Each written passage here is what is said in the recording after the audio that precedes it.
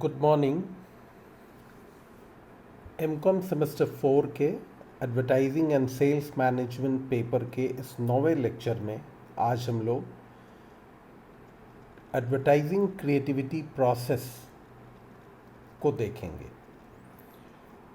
इस लेक्चर में हम लोग सबसे पहले meaning of creativity in advertising, definition of creative advertising and process of creative advertising को देखेंगे।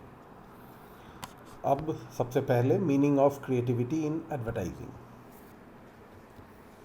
Advertising creativity is the ability to generate fresh, unique, and appropriate ideas that can be used as solutions to communicate problems.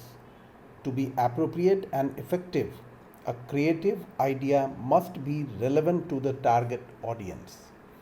विज्ञापन रचनात्मकता नया, अद्वितीय और उपयुक्त विचार उत्पन्न करने की क्षमता है, जिसका उपयोग संचार समस्याओं के समाधान के रूप में किया जाता है। उपयुक्त और प्रभावी होने के लिए एक रचनात्मक विचार लक्षित दर्शकों के लिए प्रासंगिक होना चाहिए, मतलब कि जो टारगेट ऑडियंस हैं उनसे संबंधित होना चाहिए। Nothing is more efficient than creative advertising. रचनात्मक विज्ञापन की तुलना में कुछ भी अधिक कुशल नहीं है।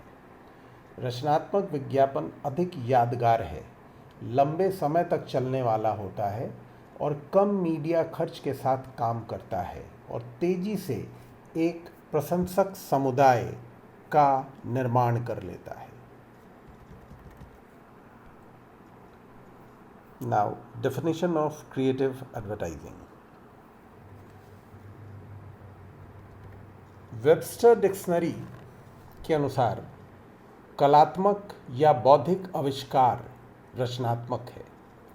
रचनात्मकता नए विचारों के समूह को शामिल करती है और कुछ नया अस्तित्व में लाती है। इस संदर्भ में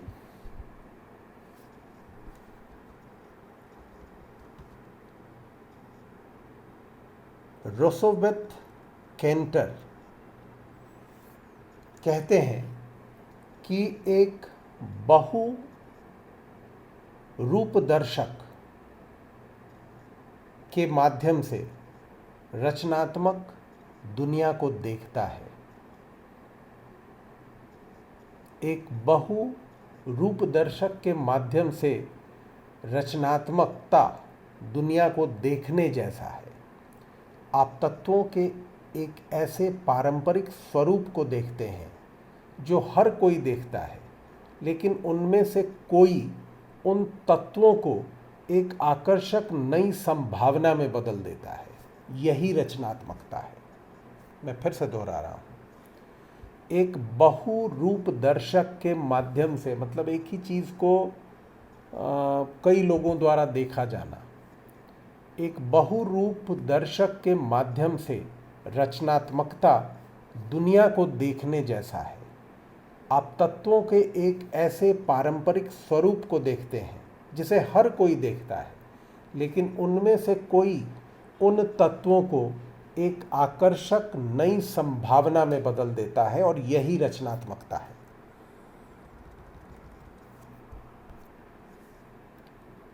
माइकल बेलेट के अनुसार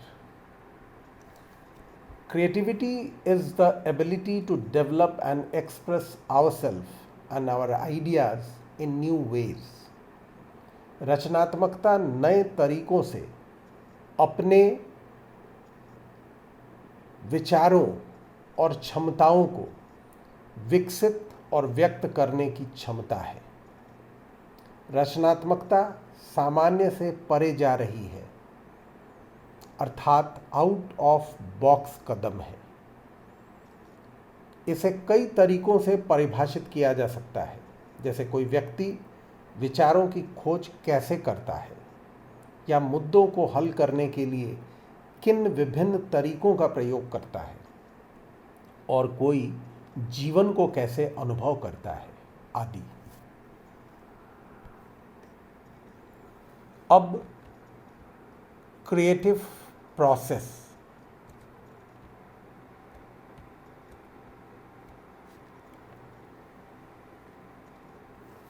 The creativity process is the act of making new connections between old ideas. रचनात्मक प्रक्रिया पुराने विचारों के बीच नए संबंध बनाने की क्रिया है। इस प्रकार हम कह सकते हैं कि रचनात्मक सोच अवधारणाओं के बीच संबंधों को पहचानने का कार्य है। रचनात्मक होना एक विचार के बारे में सोचने वाला पहला या अकेला व्यक्ति होने से संबंधित नहीं है, बल्कि बार बार रचनात्मक विचारों को जोड़ने से संबंधित है। अब हम देखेंगे क्रिएटिविटी प्रोसेस।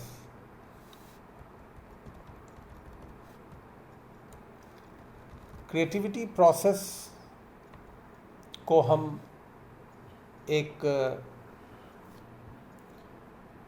रेखा चित्र द्वारा मैंने प्रदर्शित किया है यहाँ। पहला है प्रिपरेशन स्टेज, अर्थात तैयारी का चरण या अवस्था। दूसरा है इंक्यूबेशन स्टेज, इंक्यूबेशन प्रक्रियाधीन।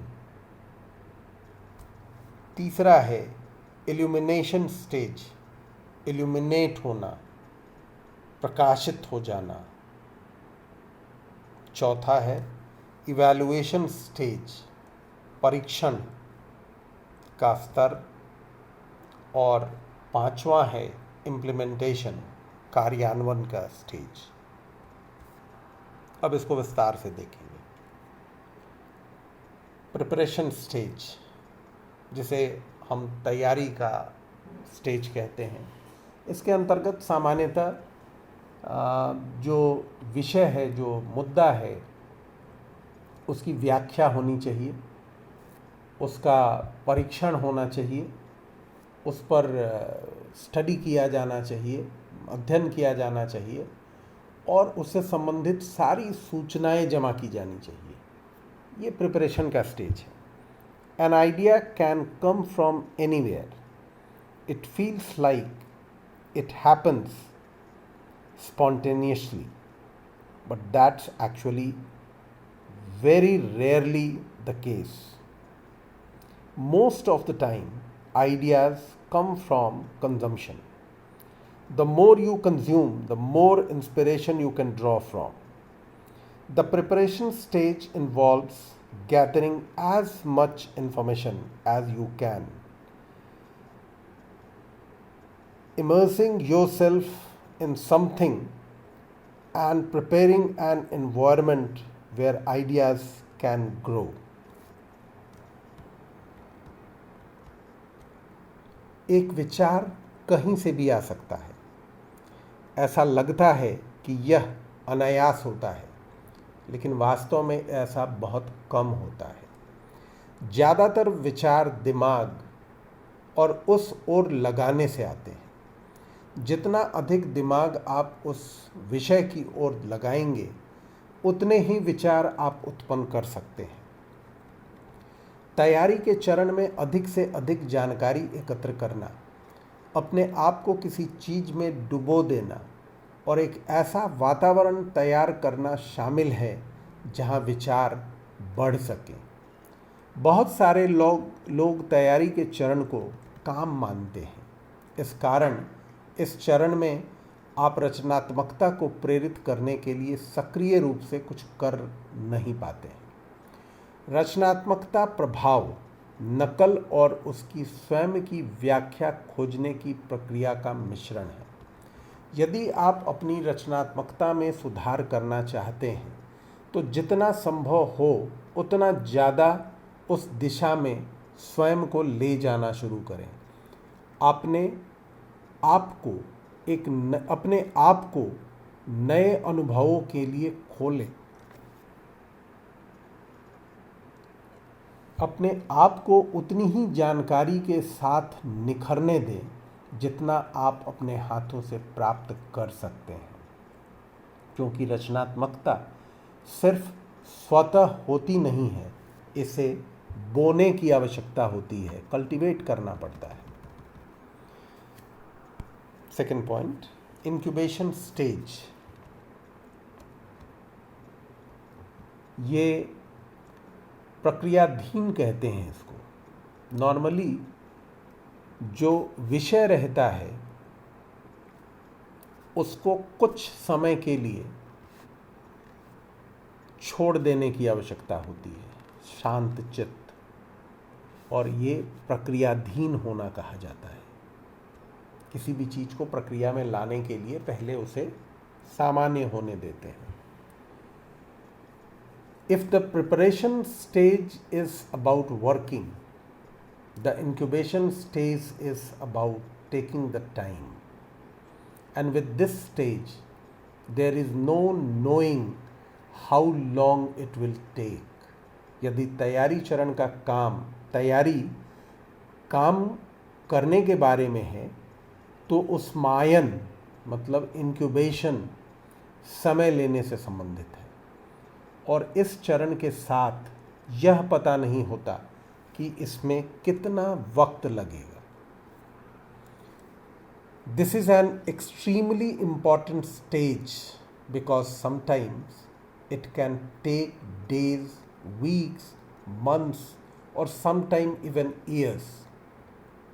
यह एक अत्यंत महत्वपूर्ण चरण है, क्योंकि कभी कभी इसमें दिन, सप्ताह या महीने ही नहीं, वर्ष भी लग जाते हैं।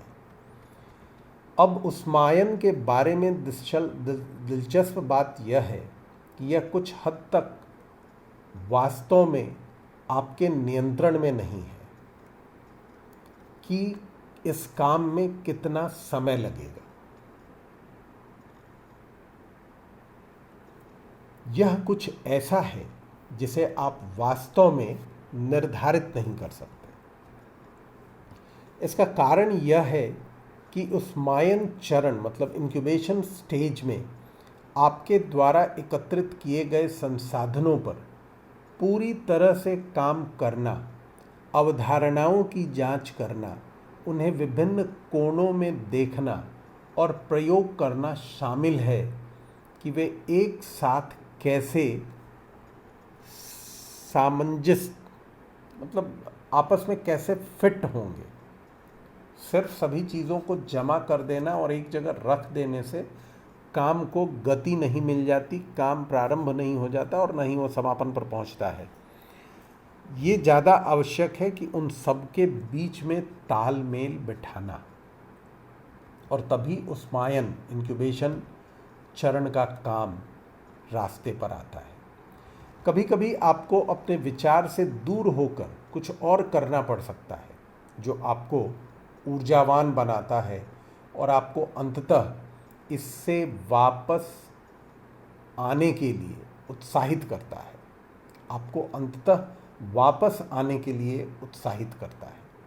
उस्मायन चरण सचेत रूप से हो सकता है जब आप किसी परियोजना पर काम कर रहे हों या विशेष रूप से किसी चीज़ के बारे में सक्रिय रूप से विचार कर रहे हों।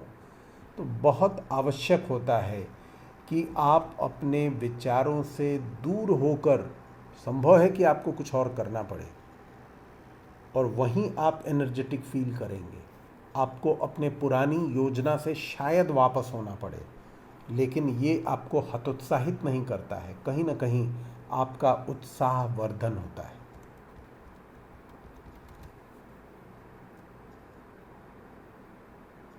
लेकिन यह अवचेतन भी हो सकता है। जब तक आप रचनात्मक प्रक्रिया के तीसरे चरण तक नहीं पहुंचते, तब तक आप अपने दिमाग में अनजाने विचारों के बीच मंथन करते रहते हैं। इन शब्दों से ये स्पष्ट है कि ये इंक्यूबेशन का स्टेज जो है यही निर्णायक होता है और यहीं पर विचार उत्पन्न होने के लिए, क्रिएटिव रचनात्मक विचार उत्पन्न होने की सारी प्रक्रियाएं इसी में होती हैं। जहाँ हम चीज़ों को रख देते हैं मैच्योर होने के लिए, तैयार होने के लिए, और धीरे धीरे वो सारी चीज़ें आपस में मिलती हैं, आपस में संयोजन होता है उनका, उनके बीच कोऑर्डिनेशन बनता है और तब काम शुरू होता है। कई बार ऐसा होता है कि आगे बढ़ने के बाद हमें बैक ट्रैक होना पड़ता है, हमें अपने स्टेप्स वापस लेने पड़ते हैं और नए प्रकार के विचार के साथ फिर आगे बढ़ना पड़ता है, नई तैयारी करनी पड़ती है। तो this is incubation stage. Now third is illumination stage. Illuminate होना, प्रकाशित हो जाना, रोशन हो जाना। कोई भी चीज़ रोशन कब हो जाती है? द इल्यूमिनेशन स्टेज इज आहा, मीन्स जब हम अंधेरे से रोशनी में आते हैं तो मुंह से अनायास निकलता है आहा। It's part of the creative process when your incubation has come to completion. जब आप किसी चीज़ को तैयार होने के लिए, मैच्योर होने के लिए छोड़ देते हैं कहीं और पूरा समय लेने देते हैं उसको, और जब वो अंतिम प्रक्रिया में पहुंचता है तो आप खुशी से झूम उठते हो, आहा फाइनली आई डिड दिस, हमने ये कर लिया। यही वो स्टेज है। Once you are turned over and piece together different concepts, you eventually come to a breakthrough. It often comes as epiphany, and somehow everything finally makes sense. रोशनी चरण रचनात्मक प्रक्रिया का एक अहम हिस्सा है। जब आपका इंक्यूबेशन स्टेज में आपकी योजना फलने फूलने लगती है, एक बार जब आप अलग और पुनः स्थापित विभिन्न अवधारणाओं को एक साथ जोड़ देते हैं तो आप अंततः सफलता प्राप्त कर लेते हैं। यह अवसर एक एहसास के रूप में आता है और किसी तरह सब कुछ आखिरकार समझ में आ जाता है। यह अक्सर काफ़ी अप्रत्याशित रूप से सामने आता है। आमतौर पर यह किसी प्रकार के हल्के काम करते समय होता है जो उससे पूरी तरह भिन्न होता है। मतलब आपका ध्यान कहीं और है, आप कुछ और कर रहे हैं, कुछ छोटा मोटा काम कर रहे हैं, आप स्नान कर रहे हैं, आप खाना बना रहे हैं, आप गोताखोरी कर रहे हैं, कपड़े धो रहे हैं। मतलब आप उस काम के प्रति नहीं लगे हुए हैं रचनात्मकता में, लेकिन अचानक से अप्रत्याशित रूप से आपके सामने कोई विचार प्रकट हो जाता है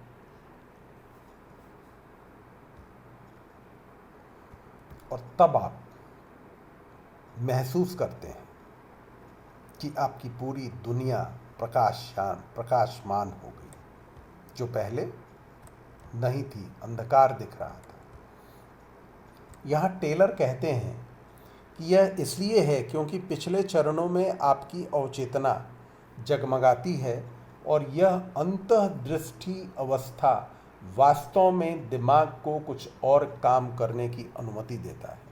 तभी वह इन विचारों को अपने दिमाग में सबसे आगे ले आता है। रोशनी की अवस्था रचनात्मक प्रक्रिया का सबसे छोटा चरण है। मतलब ये वो चरण है जहाँ पर आकर आप निश्चिंत हो जाते हैं, आप जान जाते हैं कि आपकी जो क्रिएटिविटी है, आपकी जो रचनात्मकता है, उसने एक फल दे दिया, आप एक निष्कर्ष पर पहुँच गए। बस उसके बाद इस स्टेज से आगे बढ़ जाना पड़ता है। The evaluation stage is the reasoning stage. You have come up with an idea or a solution, so you ask yourself, is it worth pursuing? मूल्यांकन चरण तर्कशील चरण है। आप एक विचार या एक समाधान ढूंढ लेते हैं और तब खुद से पूछते हैं, क्या यह विचार क्रियान्वित करने लायक है? क्या इसमें नयापन है या यह पहले भी कई बार किया गया है? क्या मैं इसमें आवश्यक परिवर्तन कर सकता हूँ? और अंततः कि मेरे वरिष्ठ या सहकर्मी की इस सोच के बारे में क्या धारणा होगी या प्रतिक्रिया होगी, यह जान लिया जाए। बहुत से लोग इस अवस्था में संघर्ष करते हैं क्योंकि इसके लिए बहुत आत्म प्रतिबिंब, ईमानदारी, यहाँ तक कि आत्म आलोचना की भी आवश्यकता होती है। अगर वे सोचते हैं कि विचार पर्याप्त रूप से अच्छा नहीं है तो वे इसे छोड़ भी देते हैं।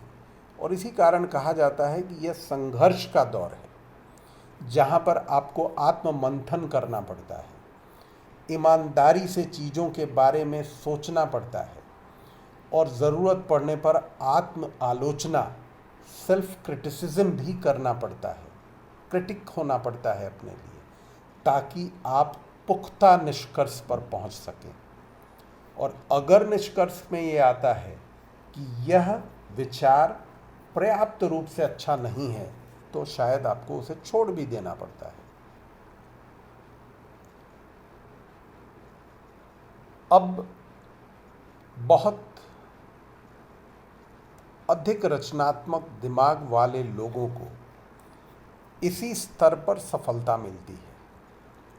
हालांकि वे आमतौर पर खुद की आलोचना करने में अधिक भावनात्मक रूप से तैयार होते हैं और विचार को प्रतिबिंबित करने से डरते नहीं हैं, आत्मावलोकन से डरते नहीं हैं।